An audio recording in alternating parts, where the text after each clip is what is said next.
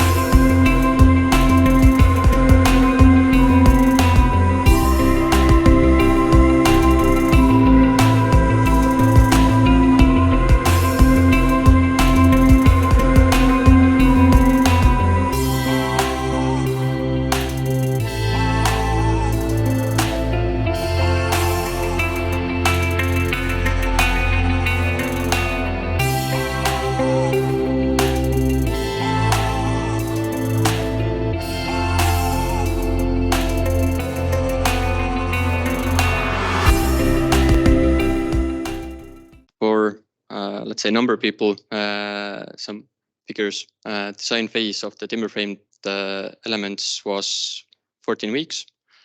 Installing of the load-bearing corners and base timber was 2 weeks. Installing all the elements with some demolition works and installing old windows was 8 weeks. And the whole contract, we were the main contractor, it was supposed to be 6 months, but it got delayed up to 9 months. And the delay was caused by COVID pandemic and also the material shortage, where, let's say, ventilation units delay was two months. And after that, we also had to do some roof works and PV panel installation and so on. So everything was connected. And about the LCA scenarios, the LCA calculation for the apartment building was done by Taltech, and did 3 scenarios. With one of them is if we demolish it, build a new apartment building with the same amount of apartments, which is the top one. Then it's a non-renovated building, which is just like only the critical parts will be renovated or fixed, and the CO2 or the heating costs would be the same, and or heating energy. And the third one is if we do the prefabricated renovation solution, and this is calculated for, if I remember correctly, it was for 50 years. And these are how the main impacts of the CO2 parts. And the challenges were how to reuse or repurpose parts or elements of the house that are not meant to be reused. The structure of the existing building is unknown. For example, in the foundation, it was supposed to be out of concrete blocks, but the top layer, about 30 centimeters, was made out of bricks, which was not dense enough, so we couldn't put our load-bearing corners in or attach them to the bricks. Luckily for us, we found out when we were just putting on the test elements, so that we could redesign the actual elements. It's also one of the challenges was to how to minimize work inside the apartments, and communication with the residents needs more attention. We tried to put a lot of effort into it, but if you have 24 families living in the apartment buildings, and as you can see on the picture, we demolished one wall, exterior wall. At the same time they were living in it. It was a kitchen wall. We made the kitchens bigger, so each apartment gained 5.2 or 6.7 square meters of usable area, depending on the apartment. And for example, on the first floor, there was an old lady, and we gave 2 weeks notice that we're going to demolish it. Please remove all the cupboards and like make room in the kitchen. And when our workers got there, she was still sitting in the kitchen drinking coffee. Everything was in place. So our workers washed the dishes, took off the cupboards, crane, and everything was just standing there. It was like, I don't know how many 100 hours, 100 euros per hour, just sitting there. This was the before picture, and this is the after picture. And all of these prefabricated panels are designed so that they can be deinstalled and reinstalled somewhere else.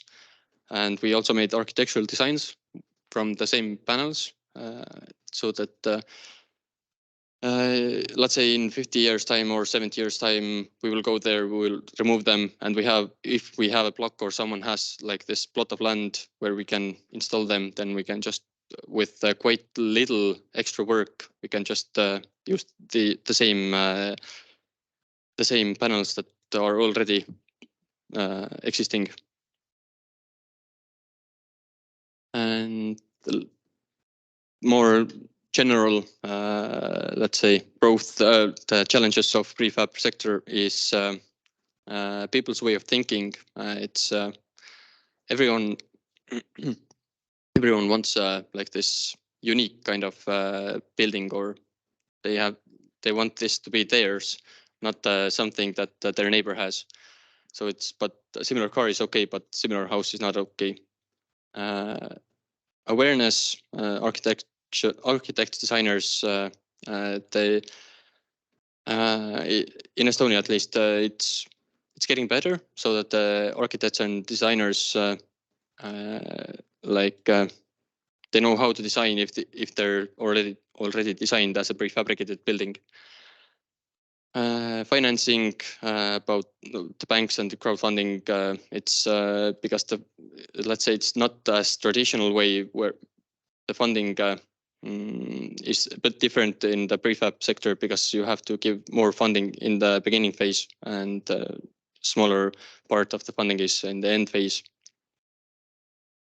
And also that there is no unified evaluation system of the manufacturers or developers, and unfair competition with on-site construction. It's because of it's less inspection. For example, in Tembeco, we have to have in each factory unit, there has to be one supervisor that goes there minimum of 3 times per day, checking everything that has been done.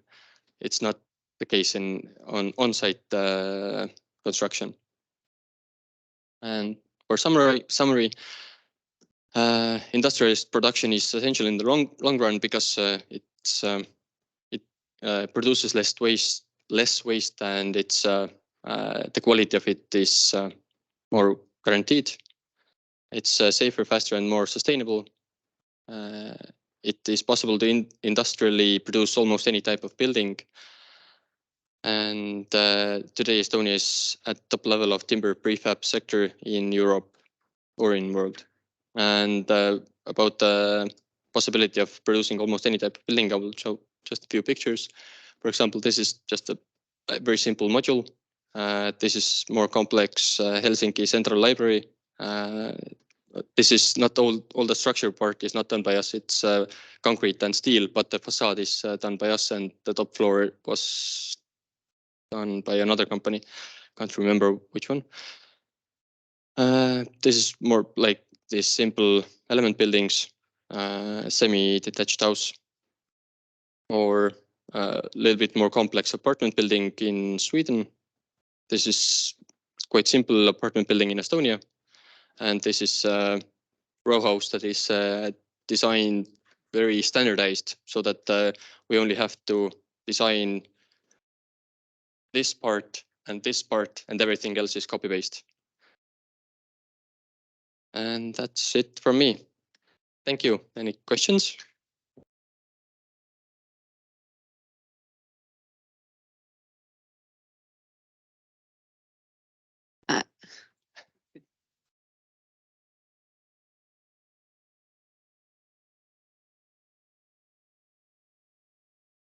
Thank you. Very interesting presentation. Comes right after our discussion during lunchtime with Oscar and Javier about exactly the industrialization. However, I see some very big advantages. You have here like the homogenized, let's say, buildings, and the fact that you have a lot of space around it. And also the fact that people maybe are more ready in a way to do it. I cannot imagine how easy it is in our very condensed spaces. However, I just wanted to clarify a few things if you're fine with that. So the materials were all wood. That's all wood based, or is it mixed? For the renovation project, it was timber framed, but the insulation, for example, was rock wool. The wind barrier was rock wool, and the cladding was either cement fiber board or it was timber, which was hot oiled. Okay, but yeah, that answers. And also that means that you did energetic renovation, not only aesthetic, correct? Yes. We also changed all the plumbing because most of the house was still like it was built in 1984. And there was, for example, a sewage pipe in the basement where the bottom part had like gone a little bit more down, and there was like this big gap between pipes. So if someone was showering, then you can see water going through the pipe. It was quite in a quite bad situation actually. Okay. One other thing, you mentioned some duration in weeks, etc., which seemed a bit crazy for me. I would need all that only for the permits in Greece. But anyway, was it somehow accelerated because it was through a project, or it's usual time? No, it was not like fastened anyway, because this did not include the building permit period. That was on another contract. It was also done by us, and that was supposed to be 2-month period. That ended up being 6-month period because local municipality didn't want to give building permit.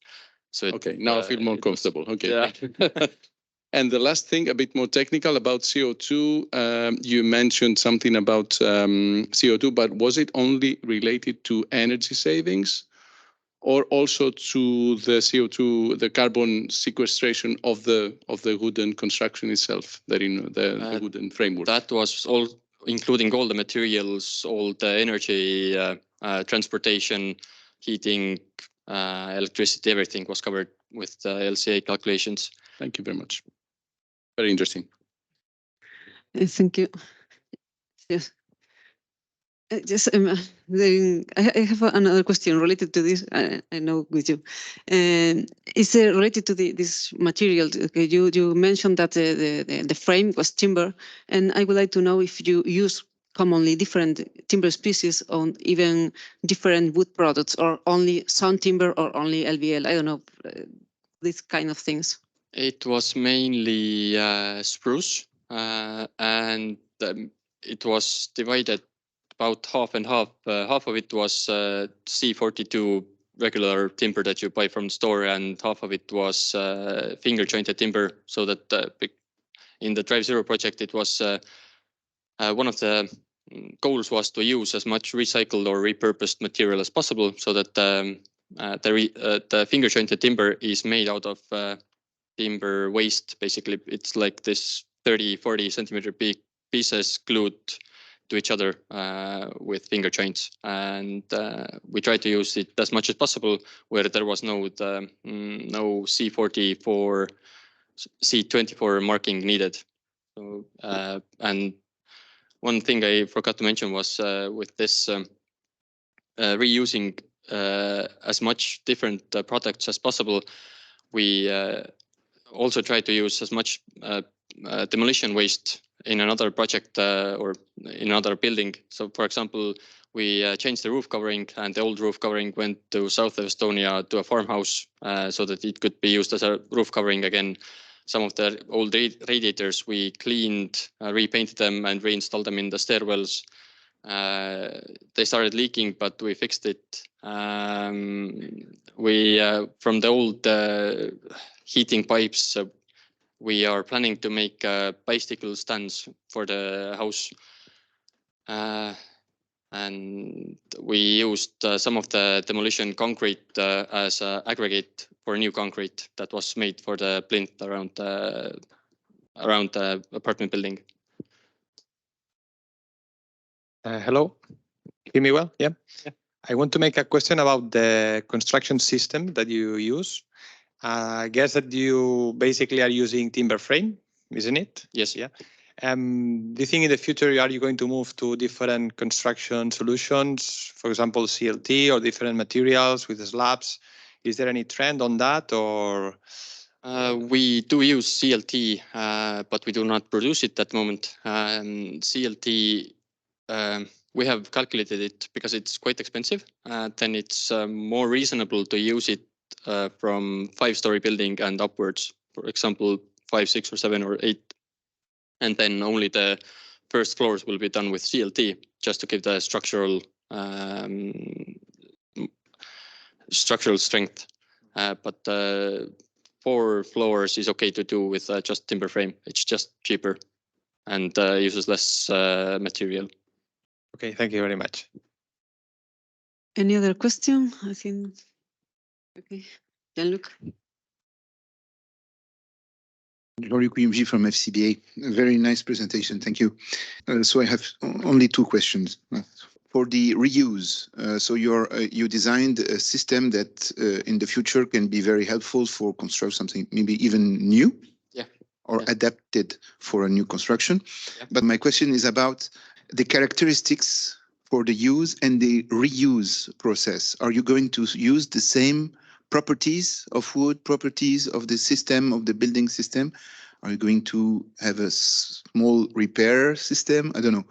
Did you thought about this? We have thought about it, and probably the vapor barrier needs some adjustment, or maybe a new vapor barrier.